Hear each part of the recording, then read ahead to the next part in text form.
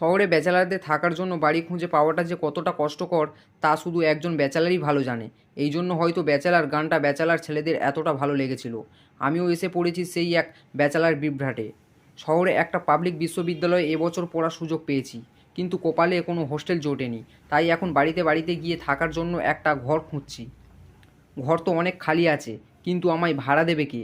সবাই বলে বউ বাচ্চা ছাড়া ঘর ভাড়া দেওয়া হয় না। ছোটবেলা থেকে ভাবতাম যে কখনো বিয়েই করব না, বউ মানে আর একটা যন্ত্রণা। কিন্তু এখন মনে হচ্ছে ছাত্র জীবনে বিয়ে করাটা বুদ্ধিমানের কাজ। বউ থাকলে অনেক সুবিধা পাওয়া যায়, আর কোনো সুবিধা না পেলেও আজ অন্তত থাকার ঘরের জন্য এতটা কষ্ট করতে হতো না। থাক এসব কথা, এখন তো আর বিয়ে করা সম্ভব না। তাই যতই কষ্ট হোক না, থাকার জন্য একটা বাড়ি খুঁজে বের করতেই হবে। এদিকে দুপুর গড়িয়ে প্রায় বিকেল হয়ে যাচ্ছে। শহরে নতুন, তাই আশেপাশের কোনো এলাকায় ভালো মতো চিনি না বা এখানে পরিচিত বলে কেউ নেই। তাই আপন মনে রাস্তা ধরে ধরে বাড়িতে বাড়িতে ঢুকে ঢুকে খালি ঘরের সন্ধান করছি। কোথাও পাচ্ছি, কিন্তু ওই এক ব্যাচেলার সমস্যা। আবার কোথাও এক ঘর খালি নেই। এদিকে সকাল থেকে কিছুই খাওয়া হয়নি, তাই শরীরটা পুরো ক্লান্ত। বুঝতে পারলাম যে আর কিছু পথ হাঁটলেই অজ্ঞান হয়ে পড়ে যাবে। তাই ভাবলাম একটা চায়ের দোকানে গিয়ে চা রুটি কিছু খেয়ে নেই। এরপর পাশেই একটা চায়ের দোকানে গিয়ে বসলাম চা রুটি খেতে। আমার পাশে চারজন আঙ্কেল বসে চা খাচ্ছিল আর আড্ডা দিচ্ছিল। তাদের দেখে মনে হলো এরা হয়তো এই এলাকায় থাকে। তাই ভাবলাম এদের যদি আমার সমস্যার কথা বলি, তাহলে হয়তো একটা ঘরের ব্যবস্থা করে দিতে পারে। কিন্তু অপরিচিত মানুষদের সাথে কথা বলতে আমি বেশ অপারগ। তাও দ্বন্দ্ব কাটিয়ে সাহস করে তাদের বলেই ফেললাম আমার সমস্যার কথা। তারা আমার সমস্যার কথা শুনে প্রথমে খানিক হাসলেন, তারপর ব্যঙ্গ করেই বললেন, তুমি ব্যাচেলার? ব্যাচেলার? তোদের জন্য এই শহরে কোনো জায়গা নেই। কেউ তোমায় ঘর ভাড়া দেবে না। শুধু ওই চৌধুরী ভূতের বাড়ি ছাড়া আর কোথাও থাকতে পারবে না তুমি।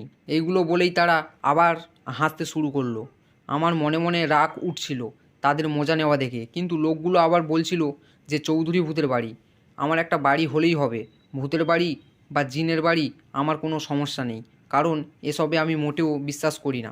তারপর আমি অনেকটা কৌতূহলিতা নিয়ে তাদের বললাম, সত্যি ব্যাচেলারদের থাকার মতো একটা বাড়ি আছে এখানে? কি যেন বললেন বাড়িটার নাম? চৌধুরী ভূতের বাড়ি। আমার একটা থাকার মতো বাড়ি হলেই হয়। জিন ভূত রাক্ষস কোনো ব্যাপার না, বাড়িটার ঠিকানাটা দিন প্লিজ আমাকে।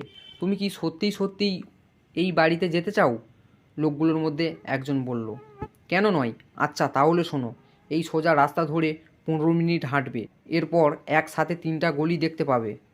তারপর তুমি 3 নাম্বার গলি ধরে হাঁটতে থাকবে। গলির মাথায় একটা বড় বাড়ি দেখতে পাবে, বেশ নির্জন। ওই বাড়িটা চৌধুরী ভূতের বাড়ি। তারপর আমি তাদের ধন্যবাদ দিয়ে তাদের বলা রাস্তার মতো হাঁটতে থাকি।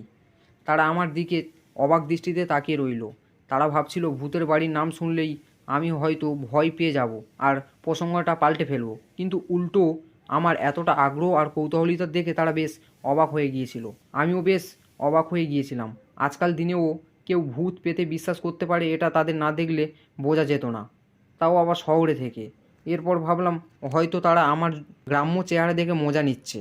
তারপর টানা 15 মিনিট হাঁটার পর 3টা গলির সামনে এসে হাজির হলাম। এরপর তাদের কথা মতো 3 নাম্বার গলিটা ধরে সামনের দিকে এগিয়ে যেতে লাগলাম। ঠিক গলির মাথায় একটা বাড়ি দেখতে পেলাম। বাড়িটা বেশ নির্জন ছিল। আমি বুঝতে পারলাম যে এটাই হয়তো চৌধুরী ভূতের বাড়ি, কিন্তু বাইরে থেকে বাড়িটা দেখে সন্দেহ হলো। আসলেই কি বাড়ির ভেতরে কেউ থাকে? দিকে প্রায় সন্ধে হয়ে গেছে। এরপর অনেকটা সাহস নিয়ে বাড়ির বড় গেট দিয়ে বাড়ির ভেতরে ঢুকলাম। ঢুকেই দেখলাম বাড়ির উঠানে একটা বেল গাছের নিচে একটা বেতের চেয়ারের ওপর একজন বৃদ্ধা বয়সী লোক মোটা ফ্রেমের চশমা পরে চাঁদের আলোয় বই পড়ছে। লোকটাকে দেখে বেশ স্বস্তি বোধ করলাম। যাক, আসলেই এইটা ভূতের বাড়ি না, কেউ তো এখানে থাকে। এরপর কিছুটা ভয় কাটিয়ে বৃদ্ধা লোকটির দৃষ্টি আকর্ষণ করতে একটা জোরে কাশি দিয়ে লোকটাকে সালাম দিয়ে প্রশ্ন করলাম, আচ্ছা এটা কি চৌধুরী ভূতের বাড়ি? বৃদ্ধা লোকটা আমার কথাটা শুনে ভুরু কুঁচকে আমার দিকে তাকালো। তার চেহারা দেখে মনে হচ্ছে সে বেশ রেগে গেছে। এরপর বইটা বন্ধ করে চেয়ারের পাশ থেকে একটা বেতের লাঠি নিয়ে আমার দিকে এগিয়ে আসলো। এরপর চোখ লাল করে আমায় বলল, হতচ্ছাড়া, ফাজিল, বেয়াদব, এই বাড়িটাকে ভূতের বাড়ি বলা সাহস হলো কি করে তোর? একেবারে বেত দিয়ে ঠেঙিয়ে তোর হাত পা ভেঙে দেবো। আমায় চিনিস? আমিই চৌধুরী, আর এটা আমার বাড়ি। এখানে কোনো ভূত থাকে না, এটা আমার ভালোবাসার বাড়ি। ইয়ে মানে দাদু, আমি বুঝতে পারিনি। আমি এই এলাকায় নতুন তো, আমি গ্রামে থাকি। শহরে লেখাপড়া করতে এসেছি, কিন্তু ব্যাচেলার বলে কেউ বাড়ি ভাড়া দিতে চায় না। এই এলাকায় লোকেরা বলল এটা নাকি চৌধুরী ভূতের বাড়ি, এখানে আসলে রাতে থাকা যেতে পারে। তুই আমায় দাদু বললি, আচ্ছা ঠিক আছে বস এখানে, তোর সাথে একটু গল্প করি। আচ্ছা দাদু, আচ্ছা তুই কয়দিন থাকবি এই বাড়িতে? সেটা ঠিক নেই দাদু, কলেজের হোস্টেলে যতদিন না সিট না পাই ততদিন তো থাকবো। আচ্ছা থাক, পুরো বাড়িটাই খালি, যেখানে খুশি সেখানেই থাকতে পারবি, শুধু খাবারটা নিজের ব্যবস্থা করতে হবে। তা তো ঠিক আছে, কিন্তু দাদু এত বড় বাড়ি, ভাড়া তো অনেক হবে তাহলে। দূর, ভাড়ার কথা তোকে কে বলেছে? দাদু বলে ডেকেছিস, দাদুর কাছে থাকতে আবার ভাড়া লাগে নাকি? তোর যতদিন খুশি ততদিন এই বাড়িতে থাক, কোনো সমস্যা নেই। এমনিতেও সারাদিন একা থাকতে থাকতে পুরো ক্লান্ত হয়ে যায়, তাও তো এখন একজন গল্প করার সঙ্গী পাওয়া যাবে। সেটা ঠিক আছে, কিন্তু তুমি এত বড় বাড়িতে একা একা থাকো কেন? তোমার কি এই পৃথিবীতে আর কেউ নেই? আর এই বাড়িতে সবাই চৌধুরী ভূতের বাড়িই বা বলে কেন? অনেক বড় ঘটনা, শুনবি? আমারই বা তারা কোথায়? তুমি ধীরে ধীরে বলো, তাহলে শোন। আমার নাম কমলেশ চৌধুরী। আমি এক সময় বিরাট ব্যবসায়ী ছিলাম, সারাদিন নানান কাজকর্ম নিয়ে ব্যস্ত থাকতাম। তারপর ব্যস্ততা দূর করে একটা মেয়েকে বিয়ে করলাম, সেই আজ তোর দাদি। তারপর আমার 3টা ছেলে হলো, দুজনকে ভালোভাবে লেখাপড়া করিয়ে বিয়ে শাদি করিয়ে দিলাম। আমি বুড়ো হয়ে গিয়েছিলাম। এরপর সম্পত্তি, ব্যবসা, টাকা সব 3 ছেলেকে ভাগ করে দিলাম, শুধু নিজের কাছে রেখে দিলাম এই বাড়িটা। ছেলেগুলো হয়তো একটু বেশি শিক্ষিত হয়ে গিয়েছিল, তাই দেশটা তাদের ভালো লাগলো না।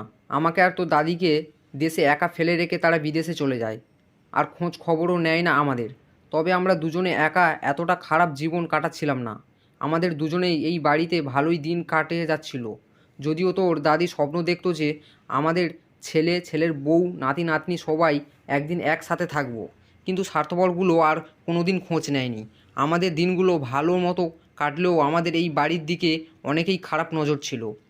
অনেকেই আমাদের এই বাড়িটা কিনতে চেয়েছিল, কিন্তু আমি তাদের কাছে বাড়িটা বিক্রি করি না। বিক্রি করব কি করে বল? এই বাড়িতে আমার হাজারো স্মৃতি জড়িয়ে রয়েছে, তাই তারা নানানভাবে আমাদের হুমকি দিত, আর আমাদের পাশেও কেউ ছিল না। এক রাতে আমার ঘুম ভাঙতে দেখি তোর দাদি আমার পাশে রক্তাক্ত অবস্থা শুয়ে আছে, তার মাথা ফেটে রক্ত পড়ে প্রায় রক্ত জমাট বেঁধে গেছে। আমি আতকে উঠলাম। এরপর দাদিকে ধরার চেষ্টা করলাম, কিন্তু তাকে ছুঁতে পারলাম না। তারপর আমি ঘর থেকে বেরিয়ে চিৎকার করে মানুষদের ডাকতে থাকি, কিন্তু কেউ আমার চিৎকার শুনতে পায় না। এরপর আমার তোর দাদির কাছে যেতেই দেখলাম তোর দাদি বিছানায় শুয়ে নেই। তোর দাদির শরীরটার পাশে আর একটা রক্তাক্ত শরীর শুয়ে রয়েছে। সেই শরীরটার কারণ নয়, আমার শরীর। আমি বুঝতে পারলাম মারা গেছি, আমাকে আর আমার স্ত্রীকে খুন করা হয়েছে, কিন্তু আমাদের অপঘাত মৃত্যুতে আমাদের আত্মা আর মুক্তি পায়নি। এরপর থেকে আমরা এই বাড়িতে অভিশপ্ত হয়ে পড়ে থাকি। আমাদের লাশগুলো তারা এই বেল গাছের নিচে গর্ত করে পুঁতে রেখেছে। দারুণ গল্প বলেছো দাদু। আমি তো প্রথমে ভেবেছিলাম তুমি তো কথা বলছো, এখন দেখি আমায় বোকা বানালে। তুমি মারা গেছো? আমি তো পুরো ভয় পেয়ে গেছি। তুমি প্রথমে বললে তুমি এই বাড়িতে একা থাকো, আর এখন আবার টেনে দাদিকে নিয়েও আসলে।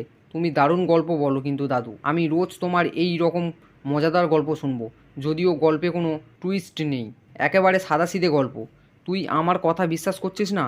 আমি সত্যিই মারা গেছি। আমি তোর সাথে কোনো মজা করছি না। প্রথমে তোকে মিথ্যা কথা বলেছিলাম যাতে তুই ভয় না পাস। ও আচ্ছা, তাই বুঝি? তাহলে মারা গিয়ে আমার সাথে কথা বলছো কীভাবে? এটা আমার আত্মা। দেখো, আমার সাথে মজা নিয়ে কোনো লাভ নেই। আমি ভূতে বিশ্বাস করি না। আর তুমি মারা যাওয়ার পর তোমার আত্মা যদি এইখানে থেকে, তাহলে দাদির আত্মাও এখানে থাকার কথা। তার আত্মা কই?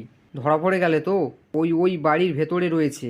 আমি প্রথমে বুড়োর কথা শুনে মজা নিলেও এরপরে বুড়োর কথা আমার সত্য মনে হতে থাকে। আমার মনে ভয় যেন ধীরে ধীরে আরও বাড়তে থাকে। এরপর আমার মনের ভয় আরও বাড়িয়ে দিয়ে ওই চৌধুরীর ঘরের ভেতর থেকে একজন বৃদ্ধা মহিলা ধীরে ধীরে হাঁটতে হাঁটতে বেরিয়ে আসলো। বৃদ্ধা মহিলার মাথা থেকে তখনও অঝরে রক্ত গড়িয়ে পড়ছে। মহিলাটিকে দেখে মনে হচ্ছে যে এই মাত্র মনে হলো মহিলাটির মাথায় কেউ আঘাত করেছে। আমি পুরো আঁতকা দাঁড়িয়ে উঠলাম। এরপর সেই বৃদ্ধা লোকটার দিকে তাকালাম। এবার বৃদ্ধা লোকটাকে দেখে আমি আরও বেশি চমকে উঠলাম। বৃদ্ধা লোকটারও মাথা ফেটে অঝরে রক্ত পড়ছে। তাকেও দেখে মনে হচ্ছে যে এইমাত্র বুঝি কেউ তার মাথায় আঘাত করেছে। কিন্তু একটু আগেও আমি যখন বুড়োর সাথে কথা বলছিলাম তখন বুড়োটাকে দেখে পুরো স্বাভাবিক লাগছিল। এবার আমি আরও ভয় পেতে থাকি। আমার বিশ্বাস হতে শুরু করে এরা কোনো স্বাভাবিক মানুষ না, এরা আত্মা। আমার রক্ত ঠান্ডা হতে থাকে, লোম দাঁড়িয়ে যায় আর শরীরে ভয়ঙ্কর শিহরণ জাগতে থাকে। এরপর বিদ্যা আর বৃদ্ধা একে অপরের হাত ধরে বেল গাছের দিকে এগিয়ে যেতে থাকে। আমি অপলকের দৃষ্টিতে তাদের দিকে তাকিয়ে থাকি। আমি যেন নিজের চোখকে বিশ্বাস করতে পারছিলাম না। এরপর হঠাৎ বেশ ভয়ের সাথেই বৃদ্ধাকে প্রশ্ন করলাম, আচ্ছা ভূত দাদু, তোমরা তো মারা গেছো, তাও চলে যাচ্ছ না কেন? এরপর ভূত দাদু পেছনে ফিরে তাকিয়ে উত্তর দিল, আমাদেরকে যারা খুন করেছে তারা যতদিন পর্যন্ত মারা না যাবে ততদিন পর্যন্ত আমাদের আত্মা মুক্তি পাবে না। কারা তোমাদের মেরেছে আর তোমরা তাদের মেরে ফেলছো না কেন? আমরা তাদের মারতে পারবো না। কিন্তু কেন? কারণ আমাদের প্রাণের প্রিয় আপন 3 ছেলে আমাদের খুন করেছে। বাড়িটা অনেক মূল্যবান, আপন প্রাণের চাইতে বেশি মূল্যবান। টুকু কথা বলে সেই বিদ্যা আর সেই বেল গাছের ভেতরে মিলিয়ে গেল। আমি কিছুতেই বুঝতে পারছিলাম না আমি এসব কি দেখছি, এসব কি বাস্তব, আমার সাথে এসব কি ঘটছে। এটা ভাবতেই আমার মাথা ঘুরে শুরু করলো আর আমি অজ্ঞান হয়ে পড়লাম। এরপর যখন আমার জ্ঞান ফিরল তখন আমি দেখলাম আমি এই চৌধুরী ভূতের বাড়ির উঠানে পড়ে রয়েছি। আমি দ্রুত উঠে পড়ি, বাড়ি খুঁজলাম কেউ আছে কি না, কিন্তু পুরো বাড়ি খুঁজতে কাউকে দেখতে পেলাম না। এরপর আমার রাতে ঘটা সব ঘটনা মনে পড়লো। আমি সেখানে দাঁড়িয়ে দাঁড়িয়ে ভাবতে লাগলাম রাতে আমার সাথে যা ঘটেছিল সব কিছুই কি বাস্তব ছিল নাকি শুধু আমার হ্যালুসিনেশন।